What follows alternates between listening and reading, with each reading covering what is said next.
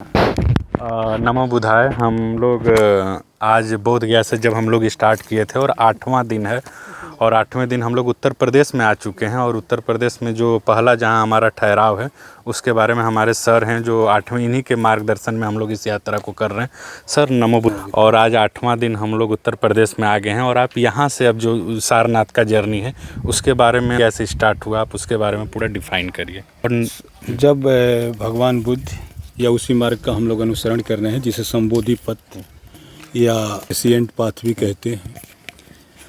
उर्वेला से जब भगवान बुद्ध चले, हम लोग भी उर्वेला से चले, महाबोधि मंदिर से वहाँ से चले, तो हम लोगों का पहला पड़ाव भुरहा, दुब्बा और गुनेरी में रहा, क्योंकि यहाँ बौद्ध एक कल्चर है और बौद्ध का एक क्लस्टर है।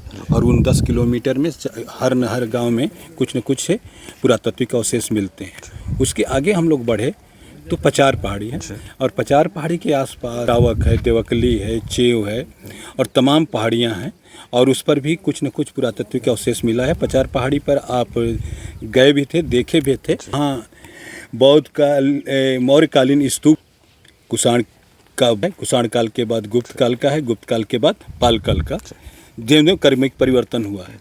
उसके बाद अब आगे बढ़ते हैं तो हम लोग मनोरमा भी गए थे। मनोरमा में देखे कि आप एक तथागत बुद्ध की भूमि स्पर्श की मुद्रा की तस्वीर है और उसके आसपास हम लोग पता किए तो तमाम छोटे छोटे पुरातत्विक अवशेष हैं। और मनोरा के बाद हम लोग जब आगे बढ़े तो हम लोग सोन नदी के किनारे और उसमें छोटे छोटे गांवों में भी पुरातत्विक अवशेष आज भी मिल जाते हैं, लेकिन पुरातत्व विभाग से वेरीफाइड नहीं है। अब इसके बाद हम लोग आगे बढ़ते हैं तो चंदन सहित की पहाड़ी पर वो ऐतिहासिक चीज़ है और सभी लोग जानते हैं। सम्राट अशोक का लघु शिलालेख है और उसमें लिखा गया है कि भारत को जम्मू था और जम्मू द्वीप में मैंने 256 रातों की यात्रा की थी, उसकी चर्चा की गई। जब हम लोग आगे बढ़ते हैं तो नरैना चेनारी के आसपास नरैना, पाली, बहेरी, कुछ ऐसे गांव हैं जहां बुद्ध के तमाम पुरातत्विक अवशेष बिखरे हुए हैं और पुरातत्व विभाग जो है उस पर कोई ध्यान नहीं देता है। हर गांव में मिल जाएगा, हर पहाड़ की चोटी पर मिल जाएगा। जब हम आगे बढ़ते हैं तो हम बढ़ते हैं भगवानपुर मुंडेश्वरी क्षेत्र में, वहाँ मसही है, सरैया है और मातर है। इन चारों ओर आप देखेंगे पुरातत्विक अवशेषों का भरमार पड़ा हुआ है। जब आगे उससे बढ़ते हैं तो बखारी देवी होते हुए हम लोग मौर्या मठ, जहाँ रतनपुरवा शिलालेख है, सम्राट अशोक का लघु शिलालेख है और वो सासाराम शिलालेख का 2 कॉपी है। और आज हम लोग पहुँच गए हैं कहाँ? घुरहुपुर के क्षेत्र और रतनपुरवा क्षेत्र के का भ्रमण कर रहे हैं और लगता है कि तथागत बुद्ध इन्हीं पहाड़ियों में कहीं विश्राम किए होंगे और यहाँ पर रुके होंगे। आप बगल में देख रहे हैं करमनासा नदी है जो मूसा खाड़बाहल के निकट है और पहाड़ी का ये मनोरम दृश्य देखिए कितनी सुंदर है और ये ज़मीन कितनी समतल है। यहाँ बहुत बिच्छू ध्यान लगाते होंगे, रहते होंगे। और कहीं कहीं में एक चीज़ भी मैं देखा हूँ कि जगह जगह टीला मिल रहे हैं। तो टीला मिलने का मतलब या तो स्तूप होंगे या तो अवशेष होंगे। अभी खदाई बाकी है, उस पर कुछ नहीं करना चाहते हैं।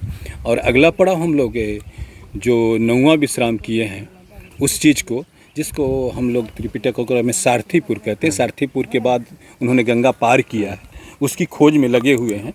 तो देखते हैं कि कहाँ अभी भी पूरा भिखमपुर और फिरोजपुर वगैरह में एक मौर्यकालीन पाषाण स्तूप का पता चला हो, जिसे चूँकि पुरातत्व विभाग ने उसका पता लगाया। मैंने उसको पेपर वगैरह में देखा तो मैं वहाँ जाने वाला हूँ हम लोग। और आज हम लोग की यात्रा शाम तक चौखंडी स्तूप पर सारनाथ में समाप्त होगी।